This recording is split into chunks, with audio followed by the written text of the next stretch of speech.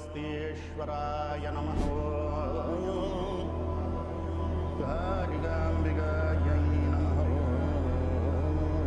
काली सरि ग रे ग म ग म प म प द द प द नि नि ध नि स रे स नि स रे नि ध ध नि ध नि ध प प ध नि ध प। खाली एकदम मोठी दरी आपल्याला पाहायला मिळेल।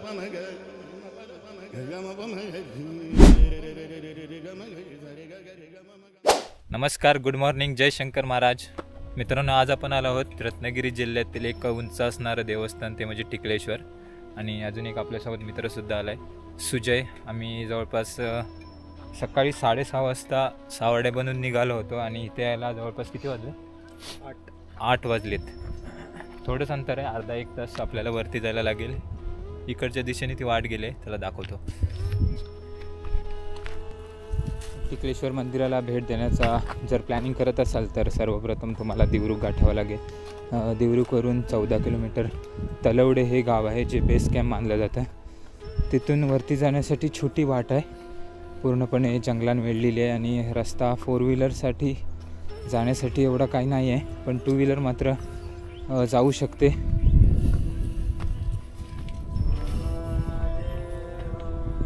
मंदिरात जाण्यासाठी अर्ध्यापर्यंत पायऱ्यांची आणि रिलिंगची व्यवस्था पण केली गेली आहे. सुंदर मंदिर आहे. वरून पूर्णपणे देवरुखचा परिसर, संगमेश्वर आणि निगुडवाडीचा महिपतगड सुद्धा आपल्याला पाहायला मिळेल वरून.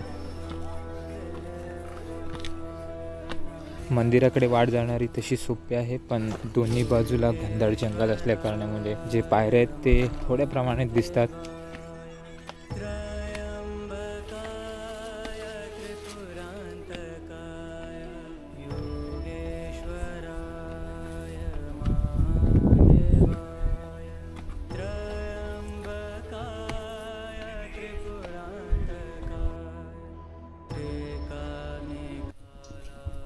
मंडळी, फक्त 15 मिनटं आणि ते 20 मिनटं झालेत आणि आम्ही मंदिराच्या बोर्डाच्या बरोबर खाली पोचलो आहे. श्री टिकलेश्वर मंदिर, हरपुडे, तलवडे आणि बेलारी या 3 गावांच्या विषयावर असणारं हे मंदिर म्हणजेच टिकलेश्वर.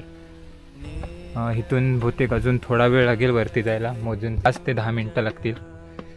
तोपर्यंत आजूबाजूचा हा परिसर दिसतो, हा पूर्ण देवरुखचा खालचा परिसर आहे. आणि तिकडे जातो तो संगमेश्वर, आणि ह्या दिशेला आपल्याला जायचं आहे. कोकणच्या सह्याद्री पर्वतरांगेत भगवान शंकरांना समर्पित अशी खूप मंदिरं आहेत. त्यापैकी मार्लेश्वर, लिंगाचा डोंगर असो, नागेश्वरी असो, त्याचपैकी एक मंदिर म्हणजेच टिकलेश्वर. 3 गावांच्या वेशीवर असणारं हे मंदिर, त्याच्यावरूनच हे नाव टिकलेश्वर की पडलं असावं असं वाटतं.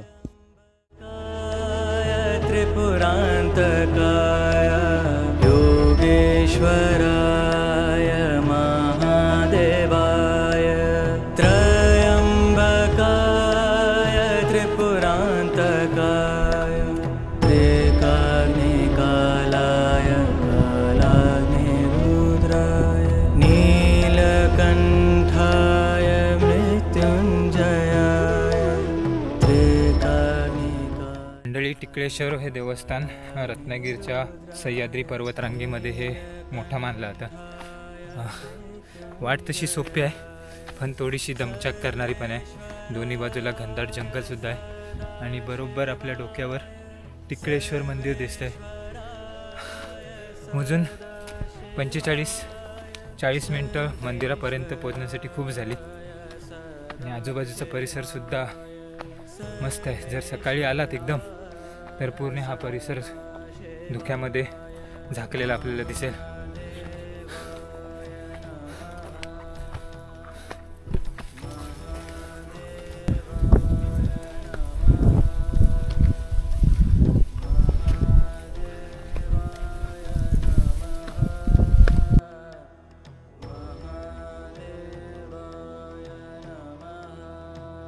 मंडळी, आता आम्ही टिकलेश्वर मंदिराच्या बरोबर खालच्या बाजूला आहोत आणि हा संपूर्ण परिसर दिसतोय तो चांदोळीचा अभयारण्य आहे. याच परिसरामध्ये निगुडवाडीचा महिपतगडसुद्धा आहे, जो फक्त 20 किलोमीटर आहे.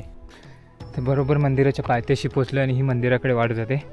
आणि इकडे 2 टाके आहेत पाण्या पिण्यासाठी, तिकडे जाते. प्रथम आपण पाणी प्यायलाच जाऊया, कारण पाणी अजिबात आम्ही आणलेलं नव्हतं.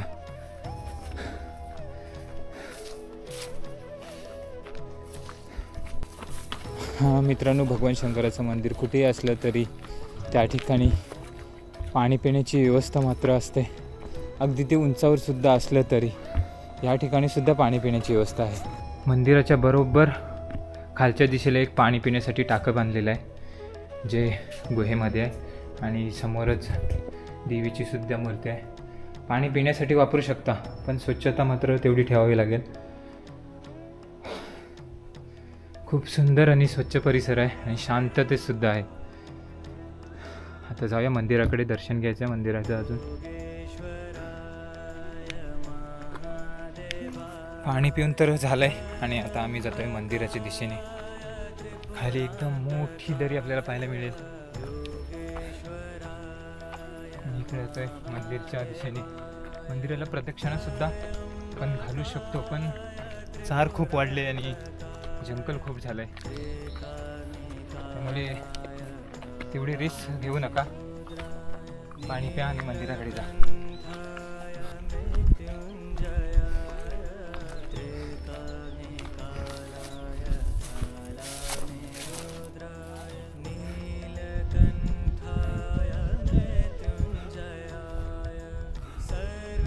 फायनली मंडळी आपण मंदिराकडे पोचलो आहे.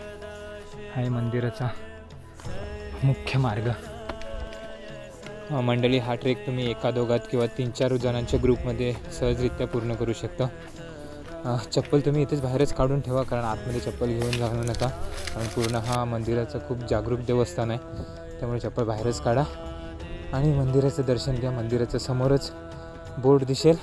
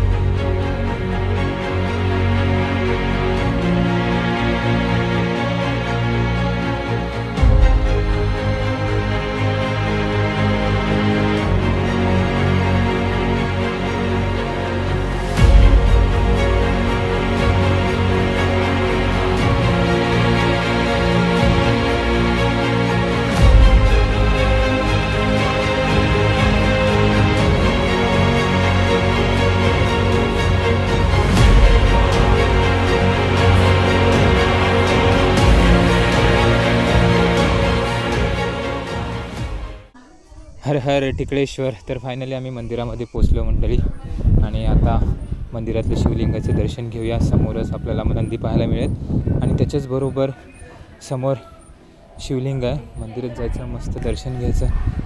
महादेवाचं जागृत देवस्थान आहे जे सह्याद्रीच्या कुशीमध्ये आहे आणि ते पूर्णपणे वरच्या पातळीवर बांधलं गेलं आहे. खूप मेहनत घेतली मंदिर बांधण्यासाठी. मंदिराचं दर्शन घेतलं आणि बाहेर निघालो. समोरच खूप मोठा असा तुम्हाला हॉल पाहायला मिळेल. माझा मित्र बसलेला आणि आणखी काही मंडळीसुद्धा आली होती. जर तुम्ही इथे ग्रुपने आलात तर स्टेसुद्धा करू शकता, कारण मोठा असा हॉल इथे बाजूला आहे. कोणती भीती नाही. जेवण बनवू शकता. आतमध्ये रूमसुद्धा आहेत. जेवण बनवण्यासाठी चुली गावाकडून मांडले गेले तिथे. असं हे मंदिर आहे. सुंदर आहे, अप्रतिम.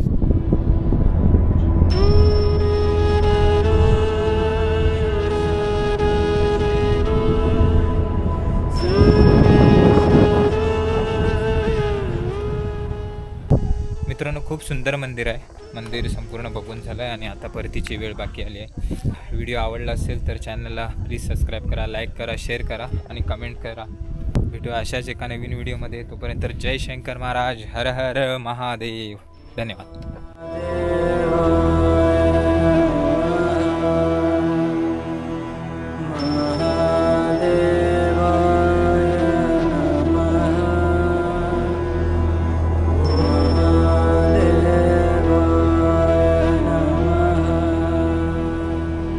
You